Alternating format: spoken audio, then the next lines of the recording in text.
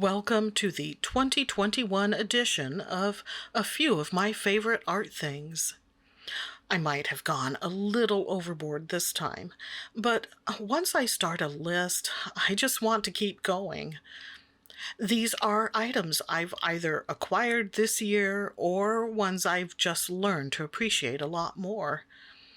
Some were purchased and some were gifted from kind and generous viewers. It's not intended as a holiday shopping guide per se. If it were, I'd have uploaded it a couple of weeks ago. It's more of a, these are some things I really enjoyed this past year, so check 'em out video. Which you could call splitting hairs, I guess. Look, last year's favorite things is one of my most viewed videos ever.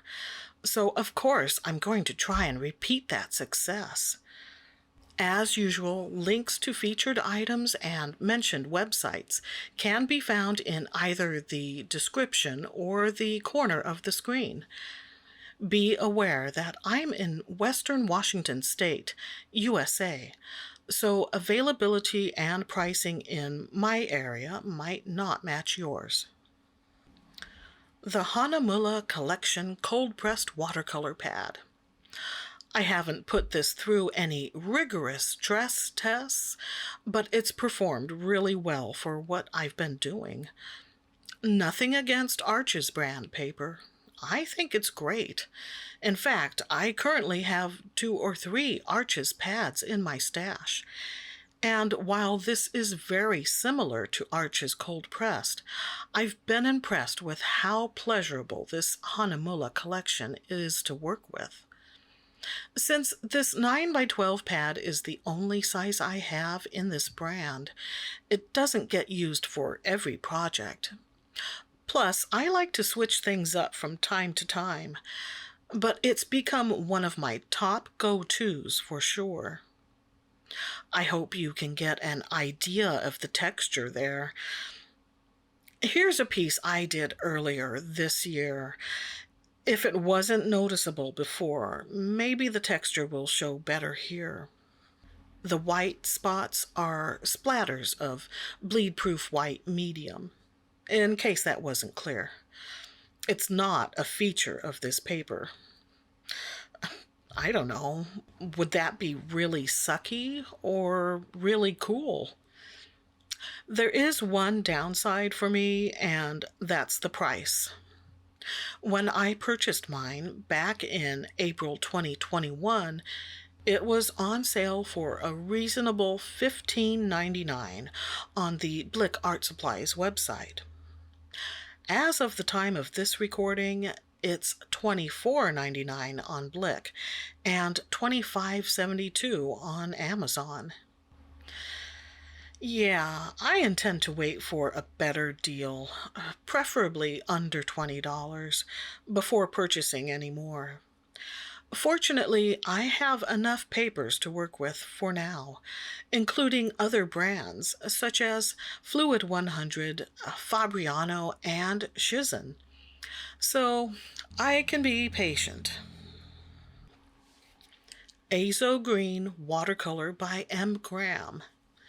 This is a color I've used quite a bit this past year. In a moment, I'll demonstrate it on the Hanamula Collection Cold Pressed. But for now, here's my swatch card from months ago. At first glance, it might appear to be an odd choice of color, especially if you're working with a limited palette. I'd describe it as an earthy or maybe even a dirty yellow. But it works so well in mixes and brings a naturalistic glow to my paint projects. Although green is in the name, it's actually a single yellow pigment, PY129. Its chemical name being azomethine copper. The channel In Liquid Color has an excellent video that explores PY129 thoroughly. from several years ago, so check it out if this color interests you. I'm giving you a peek at what it looks like here on porcelain. But now I want to point out the brush being used here.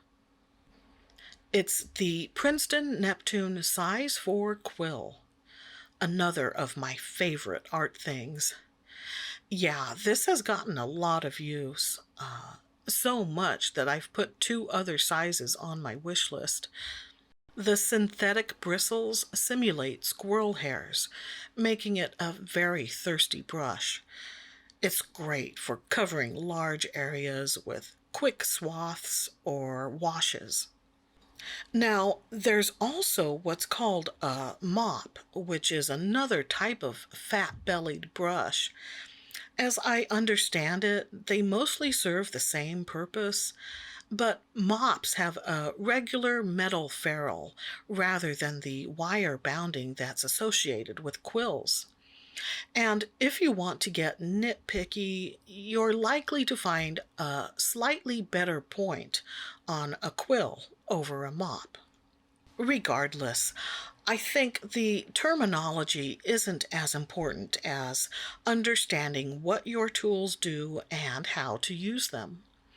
So if you want to call your quills mops or vice versa, I have no pork with that, even if my eye twitch says otherwise.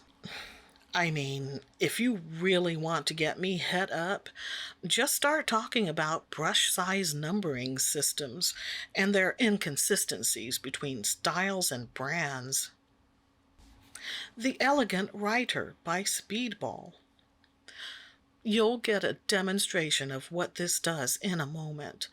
For now, here's a close-up of the barrel and the small chisel tip.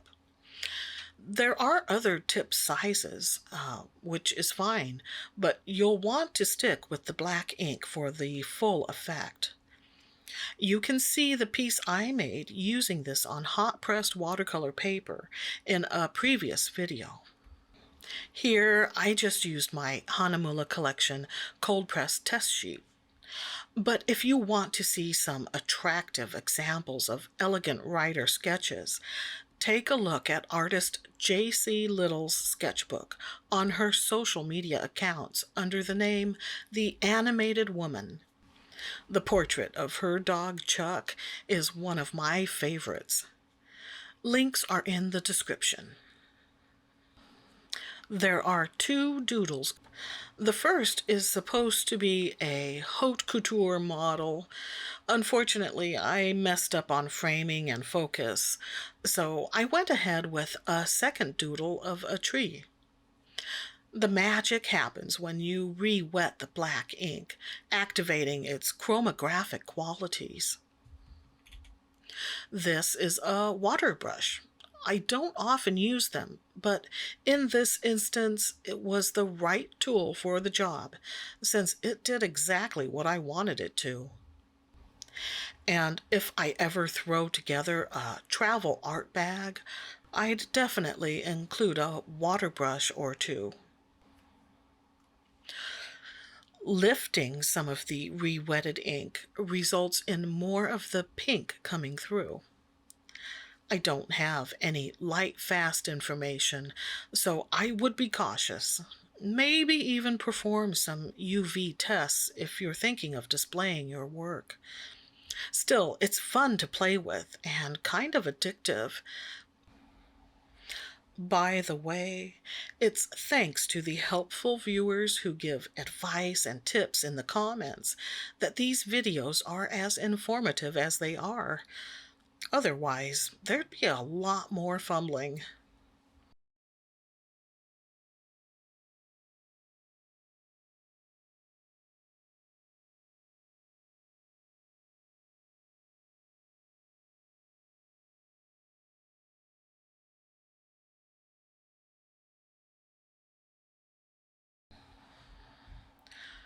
Derwent's colored drawing pencils.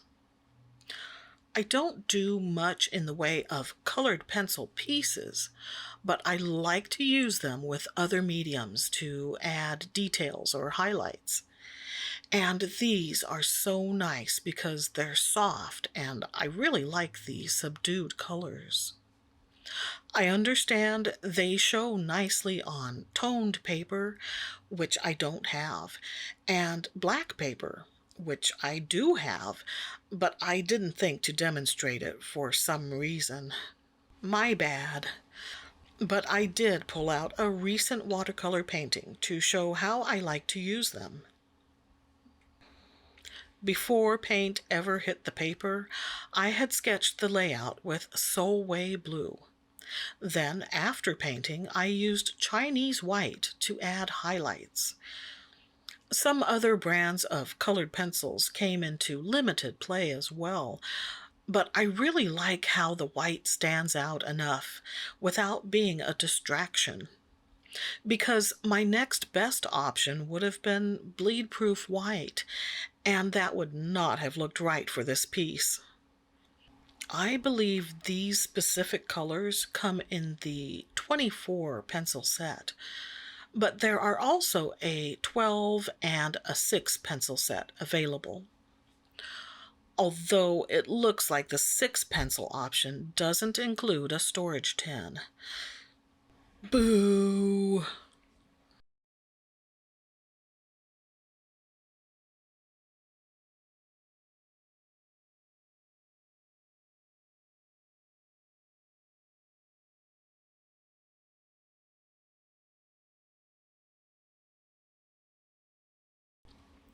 But what's this?